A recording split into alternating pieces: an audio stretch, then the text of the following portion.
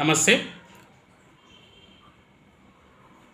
రాష్ట్రంలో ఉన్నటువంటి ఇంజనీరింగ్ కాలేజీలు, అందులో భాగంగానే రంగారెడ్డి జిల్లా ఇబ్రహీంపట్నం ప్రాంతంలో ఉన్నటువంటి మంగళపల్లిలో ఉన్నటువంటి సివిఆర్ కాలేజీలో గత 2 నెలలుగా సగం జీతాలు చెల్లిస్తుండడంతో ఉద్యోగుల యొక్క కమిట్మెంట్లను, వారికి ఉన్నటువంటి కమిట్మెంట్లు అన్నీ కూడా తలకు భారంగా అవుతున్నాయని చెప్పేసి తీవ్ర ఇబ్బందులకు గురవుతున్నటువంటి అధ్యాపకులు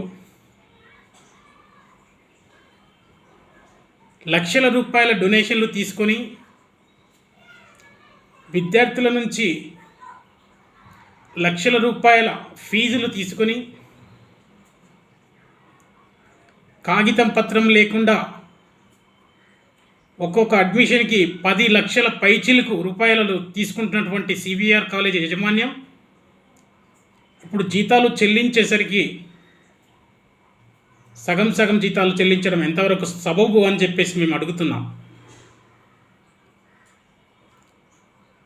టీఏఎఫ్ఆర్సీకి అదే అఫిడవిట్ రాసిచ్చారా? ఏఐసిటికి అదే అఫిడవిట్ రాసిచ్చారా? జేఎన్టీహెచ్కి అదే అఫిడవిట్ రాసిచ్చారా? ఉన్నత విద్యాశాఖకి అదే అఫిడవిట్ రాసిచ్చారా?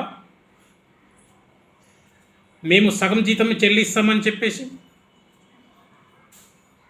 ఇది సరైనది కాదు అని చెప్పేసి మేము వారికి తెలియజేస్తున్నాం. ఖచ్చితంగా పనిచేస్తున్నటువంటి ఉద్యోగులకు వేతన సంఘ జీతాలు ఖచ్చితంగా చెల్లించాల్సినటువంటి బాధ్యత సివిఆర్ కాలేజ్ యాజమాన్యానికి ఉంది. వేతన సంఘ జీతాలు చెల్లించడం లేదు. అక్కడ ఆ కాలేజీలో వేతన సంఘ జీతాలు చెల్లిస్తున్నామని టీఏఎఫ్ఆర్సీకి తప్పుడు నివేదికలు సమర్పించి ఫీజులు పెంచుకోవడానికి ప్రయత్నం చేస్తున్నటువంటి యాజమాన్యం విద్యార్థులకు నాణ్యమైనటువంటి విద్య అందించే విధంగా, విద్యార్థులకు క్వాలిటీ ఎడ్యుకేషన్ ఇచ్చే విధంగా ఉండాల్సినటువంటి అధ్యాపకులను ఉంచుకోకుండా వాళ్ళను మధ్యంతరంగానే తొలగించడం ఒక ఎత్తు, జీతాలు పే చేయకుండా ఉండడం మరొక ఎత్తు, వేతన సంఘ జీతాలను గాలికి వదిలేయడం మరొక ఎత్తు, ఫ్యాకల్టీ క్యాడర్ రేషియో అసలే లేదు.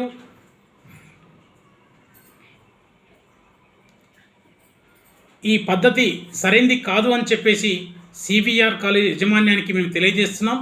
ఇప్పటికైనా స్పందించి ఖచ్చితంగా విద్యార్థులకు న్యాయం జరిగే విధంగా నియామకాలు చేపట్టాలి. పనిచేస్తున్నటువంటి ఉద్యోగులకు నెలవారీగా వేతన సంఘ జీతాలు చెల్లించాలని చెప్పేసి వారికి సవినయంగా తెలియజేస్తున్నాం.